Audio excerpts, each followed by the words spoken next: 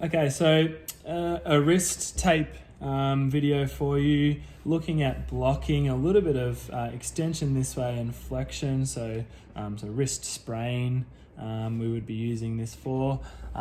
So the idea is that we're finding the crease on the wrist here, and by doing sort of bending the wrist back and forth, you can kind of tell that across there is that crease.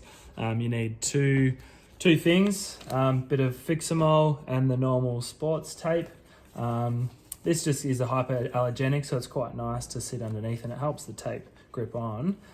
So once you get that prepared, it can be a little bit fiddly. Doesn't need to look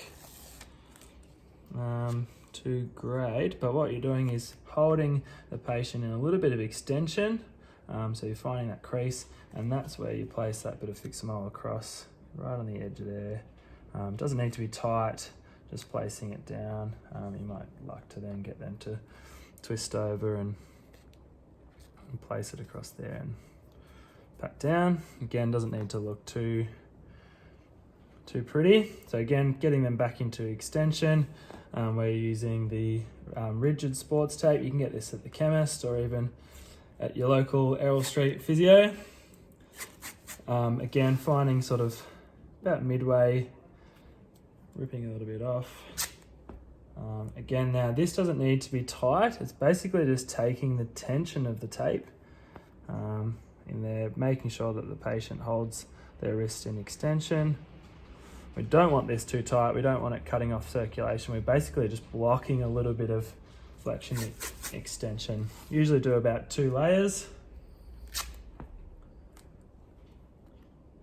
Again, not going too tight, just taking the tension of the tape.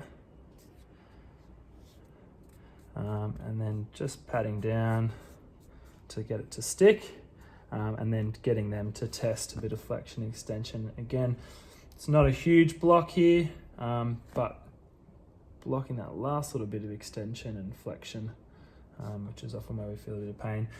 Obviously making sure we're checking for circulation. We don't want to be cutting off any circulation. Any pins and needles and things like that, we need to make sure that we take this off. Any skin irritation as well, we want to be taking it off. And you can have that on for up to sort of 2 or 3 days before you take it off.